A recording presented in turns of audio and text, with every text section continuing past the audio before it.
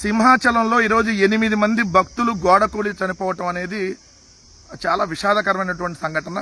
ఈ సంఘటన జరగడానికి ప్రధానమైనటువంటి కారణం కూటమి ప్రభుత్వంలో ఉన్నటువంటి నిర్లక్ష్యం. వీళ్ళకి ప్రజల ప్రాణాలంటే లెక్కలేనటువంటి తనం. వాళ్ళు పబ్లిసిటీకి ఇచ్చేటటువంటి కార్యక్రమాల్లో కనీసం ఒక 10% కూడా ప్రజల భక్తులకు సంబంధించినటువంటి విషయాల మీద కాన్సన్ట్రేషన్ చేయకపోవటమే ప్రధానమైనటువంటి కారణంగా కనపడతా ఉంది. అంటే చంద్రబాబు నాయుడు గారు ఎప్పుడు అధికారంలో ఉన్నా ప్రజలు చనిపోవాల్సిందేనా? ఏదైతే దేవుణ్ణి కొలుచుకోవడం కోసం వచ్చేటటువంటి భక్తులు చనిపోవాల్సిందేనా? అంతకుముందు కూడా చూస్తే 2015 సంవత్సరంలో ఇదే చంద్రబాబు నాయుడు గారు అధికారంలో ఉన్నప్పుడు గోదావరి పుష్కరాల్లో చంద్రబాబు నాయుడు గారి పబ్లిసిటీ పిచ్చ వల్ల 29 మంది మరణించడం జరిగింది, వందలాది మందికి గాయాలని.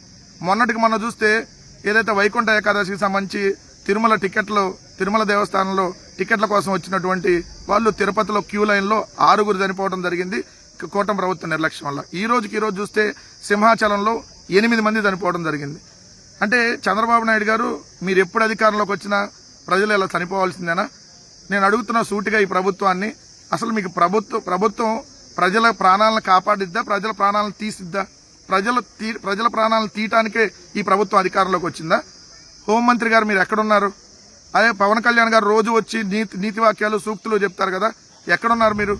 అదేవిధంగా ఈ ఘటన దేవాదాయ శాఖ సంబంధించిన మంత్రి, అసలు ఆయన మంత్రి దేవాదాయ శాఖ మంత్రి ఉన్నాడో లేడో తెలియదు. అసలు ఆ మంత్రి ఎప్పుడు కనపడ్డు.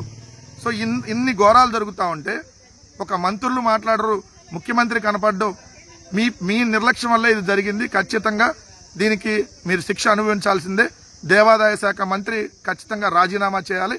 ఈ సంఘటనకు సంబంధించి వైఎస్ఆర్ కాంగ్రెస్ పార్టీ ఖచ్చితంగా డిమాండ్ చేస్తూ ఉంది. ఏదైతే చనిపోయినటువంటి కుటుంబాలకి వైఎస్ఆర్ కాంగ్రెస్ పార్టీ తరఫున ప్రగాఢ సానుభూతి తెలియజేస్తా ఉన్నాం.